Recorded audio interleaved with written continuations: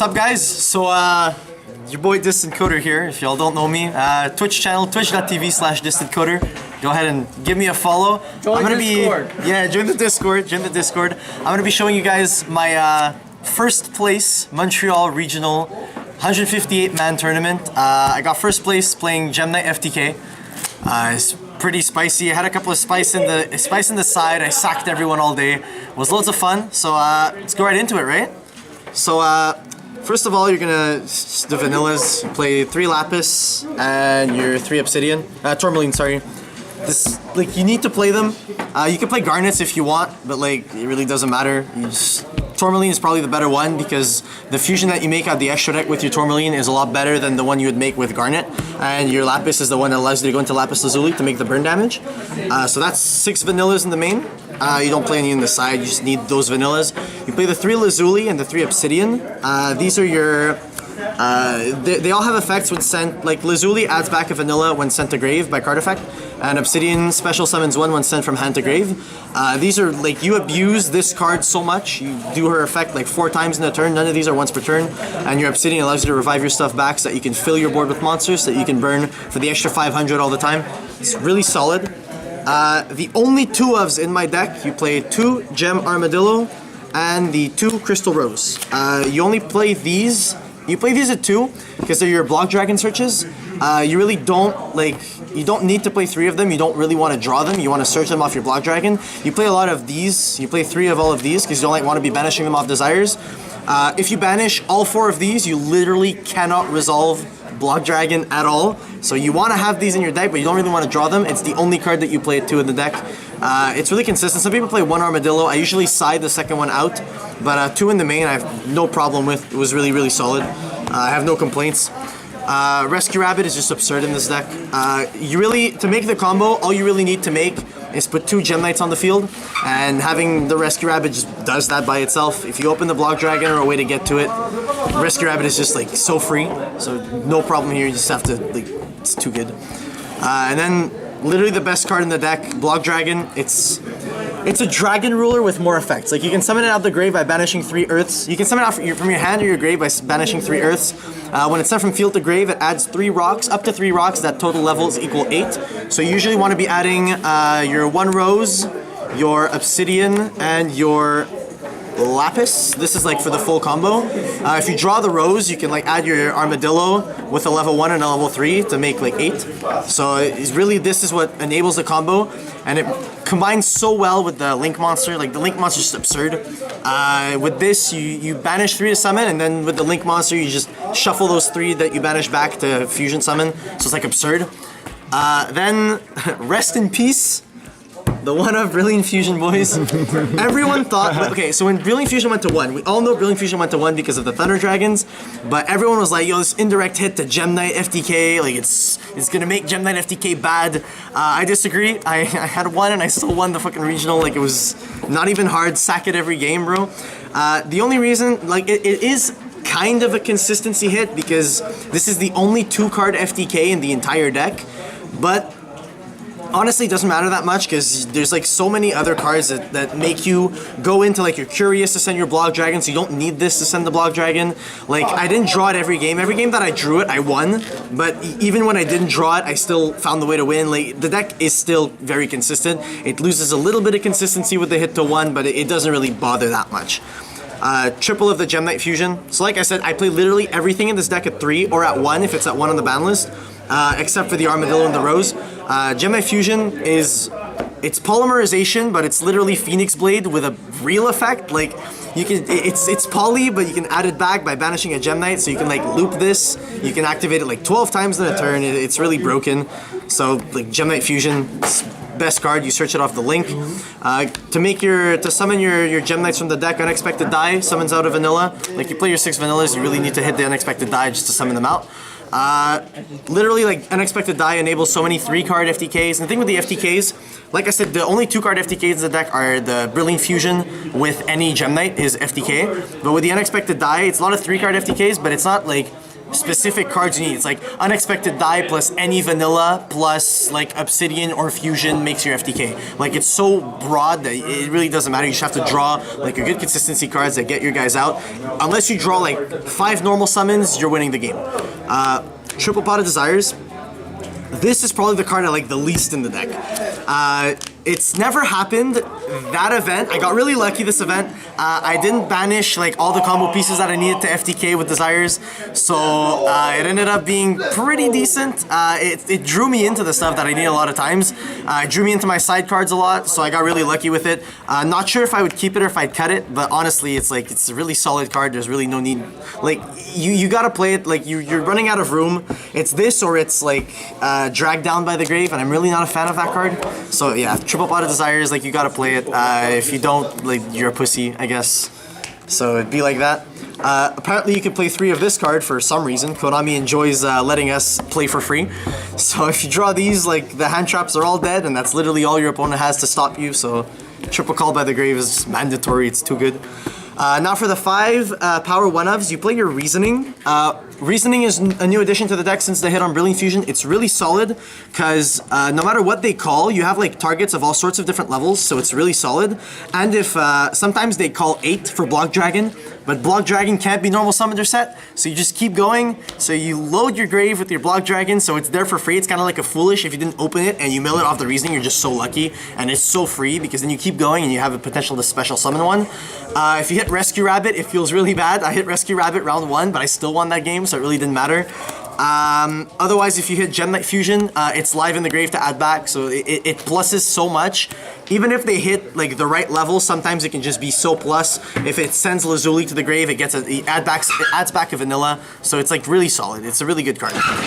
Then the Saki 1-of Midbreaker Field. It's at 1 now. I figured there's no reason not to main it. I opened it last round game 3 against for the win, like for the absolute win. I opened this against my last round opponent, and he opened Valor Impermanence and no other hand traps, so like this gave me the tournament essentially. Like I sacked it, like I said, I sacked all day. It was crazy. Monster Reborn is literally the replacement for Soul Charge, but very often you were never Soul Charging for more than 1 anyway. Like just Monster Reborn, like the only time you're really going to be using your Monster Reborn or your Soul Charge is if you kind of brick and you have to like make a vanilla, link off for Link Spider, and then special a vanilla from hand, and Monster Reborn, the vanilla you just linked off. So you were literally only Soul Charging for 1 most of the time anyway, so that's why Monster Reborn is just as good as Soul Charge. It doesn't really matter, the Soul Charge ban. Then you have your Card Destruction. I'm not really a fan of this card, but sometimes it can fix hands. Sometimes it allows you to just like sack a bunch of Earths to summon your Block Dragon. If you have your Block Dragon in hand, it's just as live in the hand as in the graveyard, so like Card Destruction is just a really solid card. Then the last card in the deck, 40 cards, Foolish Burial. It's just an extra copy of Block Dragon. Send it to the grave. If you open the Block Dragon, you can send a vanilla, special summon it off Obsidian, add it back with Lapis. Like it's just solid. So 40 in the main, like 20 something monsters, fewer spells, but it was a really solid main deck. Every game that I went first, I FTK'd. I opened the FTK every single game that I went first. Going second, I FTK'd a lot of times too. I OTK'd. It's not an FTK if you go second, but essentially the same thing. Then for the extra deck, you play 2 of the most broken Link monster to come from the Link Reigns pack. If you disagree with me, you're wrong. Like nothing you can say will convince me otherwise. Phantom Quartz adds a Gem Knight card as soon as it's summoned, so it adds your Gem Knight Fusion, and you can shuffle materials from your grave or your banished to fusion summon once per turn. So your 3 monsters that you're banishing off your Block Dragon, you're shuffling them back to fusion summon your Lady Brilliant Diamond that I'll be showing you in just a bit. So this card is like absurd. It's like an inherent +2, so it's like so broken. You play the 1 Link Spider. In this deck, you actually use its effect. It's not like Scapegoat where you just go, I summon Link Spider and then link for other stuff. No, your Link Spider, you're making it to make your Curious combo, and it summons you a vanilla out your hand, so it doesn't matter if you draw multiple vanillas, they're all still live, so it's really good. Then you have your Proxy Dragon. Proxy Dragon is really solid because it's a very good generic Link 2 light, so you can use it to make Seraph Knight, and you link away like your Phantom Quartz with your Block Dragon to then get the Block Dragon search, and then you can make your Seraph Knight, get an additional normal summon. It's really solid. Nightmare Phoenix, I played over the Summon Sorceress. I felt like Nightmare Phoenix was better specifically because I expected to see a couple of Floodgates here in Montreal. People play Floodgates a lot. And the arrows actually came up sometimes. Like I had to make like a Missus Radiant that pointed down and shit like that. And I had to like Nightmare Phoenix, like I had to load my grave with stuff. I made a couple of jank plays because I was literally awake for 36 hours during the event. Like I hadn't slept the night before, so I was like making up combos on the fly.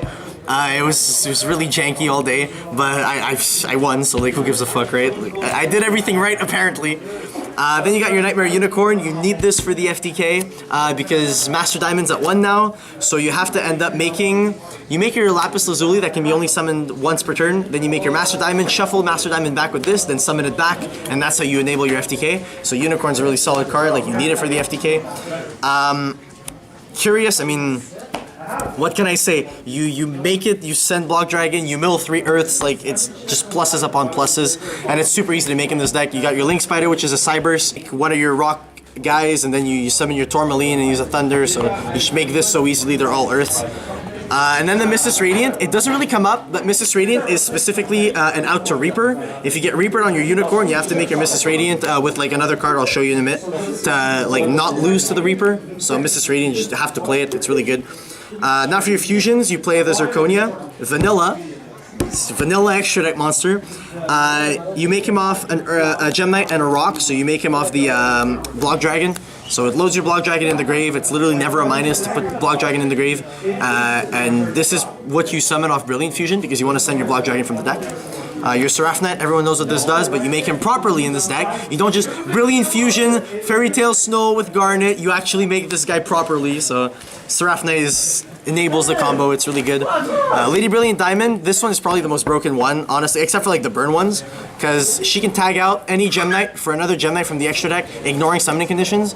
And she's the one that you make when you use the Link Monsters effect to fusion summon. So you banish 3 Gem Knights off Block Dragon to summon, and then you shuffle them back into the deck to make her. So it's like so free. Then the burn card, you have to play 2 of the Lady Lapis Lazuli. The reason why you play 2, even though she can only be summoned once, is that her burn effect you burn by sending a Gem Knight from your extra deck or your main deck to the grave. So you use her to send the other copy of herself to the graveyard so that the Master Diamond is loaded with 2 Lapis Lazuli to burn for your opponent afterwards. So you use her with 6 monsters on board to burn for 3k. Then after that, you tag her out into your Master Diamond. Your Master Diamond's going to copy the first one's effect to burn for another 3k. Then you have to make the Unicorn, shuffle this guy back, summon him again, banish the second one, and then you burn for another 2k afterwards, so that's 8k total. So, like, Master Diamond's at 1, it doesn't matter, you can still FTK, so it really does, it's broken. And then the Prismora, this is the one that I'm saying goes with the Missus Radiant. Sometimes you have to make Prismora to go into your Curious play, but this is really here with the Missus Radiance that if you get your Unicorn Reapered, you have to make your Master Diamond, and then instead of unicorning the Master Diamond back into the extra deck, you have to link for Missus Radiant, fusion summon for Prismora, use Prismora's effect to pop Missus Radiant, to then have her add back the Master Diamond to your extra deck. It's kind of janky, you only need 1 more extender card to be able to do it like consistently. So if you get Reapered, this is the only other play you have to FTK, otherwise you're not going to be able to do the FTK. This deck doesn't exactly lose to every hand trap, and most of the time players don't really know what to hand trap. And you play the Call by the Graves anyway, so like it's pretty consistent. Like I said, and it was a format, like this regional was really a format where not many people were playing that many hand traps. So it was like, it was so free. Every game that I went first, I FTK'd, and no one was playing anything that literally made an insane board that I couldn't OTK through. So this deck was really solid. Solid rocks. You get it, Marco. You get it. Solid rocks, brother. Okay. How about no? Then for the side, I have the spice in here, but I'm gonna go with the cards that I felt like I absolutely needed to play. So the triple Droll and Lockbird, because I lose to decks that make really insane boards, most notably Dangers. So I had to have the Drolls in to make the Dangers go minus. So it really, this was mandatory, I had to play these. I lose kind of hard to Colossus, depending. So you have the Book of Eclipse just to make sure that you have the answer to the Thunder Dragons. Luckily enough, I didn't play against them, which is probably my worst matchup, but with the Eclipses, like you just drop this and then you still FTK, you just burn, and the face down monster is still considered special summon. So Lady Lapis Lazuli has the extra burn damage, so it's like so good. Then you have the other card that I felt like was absolutely necessary to play was the red reboots. Back row decks are just annoying. I played against Draco. I played against the new Salamangrates. This is pretty good against Salamangrate because as long as you stop the disruptions, like you don't even need a battle phase or anything. Like their Phalanx protection in the grave doesn't matter. You're just burning them through whatever board they have. So the red reboot just stops their back row from disrupting you, and then you have your Call by the Graves and whatever for the hand traps. And most players didn't even know what to hand trap in this deck. So I had 6 slots remaining for what cards I felt were really good to put in the side for just hitting a majority of decks. So evenly matched I felt was really solid because it literally hits, like I can't think really of a deck that this doesn't hurt at all. So I just felt like outing boards with evenly matched was like really important. And the most important, we're gonna get rid of this, we're gonna go for the big spice, alright? Guys, prepare yourselves. I cited 3 Watt Kinetic Puppeteer. Ooh. Watt Kinetic Puppeteer. Okay, so Watt Kinetic Puppeteer, no, this is not a joke, this is not a meme, this is not a copy pasta. I legitimately cited triple Watt Kinetic Puppeteer. I honestly think for this deck, this is one of the best hand traps that you can side, specifically because I needed something more against certain specific decks. So against like decks that make you a big board, like the Guard Dragons, like I had a buddy of mine that played Guard Dragon Blue Eyes and shit like that, and the boards that it made were really hard to FTK, to OTK through, so I needed something that could stop the Guard Dragons, and just this, when they go LP effect, you discard this, you target their Pitsy, and you move it in next to the LP so they can't resolve their effects, and their turn effectively ends there for anything that's Guard Dragon. And also against Sky Striker, I felt like I only had the evenly match that really did anything against Sky Striker. So in the end phase, I played against a Sky Striker player, game 2. In the end phase, he sets like triple Widow Anchor and has his Shizuku on the field. And as you go end phase, discard this, target the Shizuku, and move it to the main monster zone.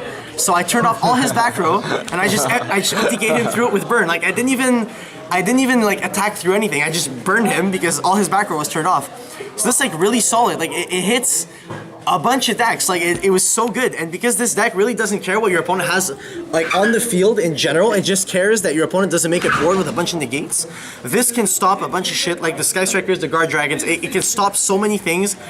Honestly, this is probably my best like call for a side deck card was really the Watt Kinetic Puppeteers. I think this was like the MVP in my side deck. It's the card that I can't have imagined winning this event without it. It really did help me win the event. So pick up your Puppeteers, guys. It's just absurd. Fun fact: it's searchable by Watt Cobra. Searchable by Watt Cobra. I don't play that. No one plays that. But this is really fucking solid. So yeah, that was 60 card, fucking 40 cards, 15 on the side, 15 in the extra deck. So yeah, literally that's it. First place Montreal Regionals.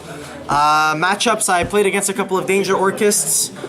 One of them even made me go first knowing I was playing FTK because he was playing going second build. I beat Draco, I 2-0'd Sky Striker, I beat both Salamangrates I played against. I played against the Guard Dragon that I beat with this as well. I tied against Prank Kids, so I went 7-0-1, undefeated. I got 1 draw and first place at Montreal Regionals, and that's that. So have a really good one, guys. I hope you enjoy playing this deck. It's still really consistent, even with the Brilliant Fusion hit, it's really not a problem. It's fucking solid. So yeah, so follow me on Twitch if you want to see any more of this. I play a lot of... Join Discord. So follow me on Twitch, twitch.tv/DistantCoder. I play a lot of rogue decks. I also do judge streams. If you guys like to see judges and whatever, I'm a judge on Dueling Book. So that's it for the deck list, and have a good one, guys. Thank you so much.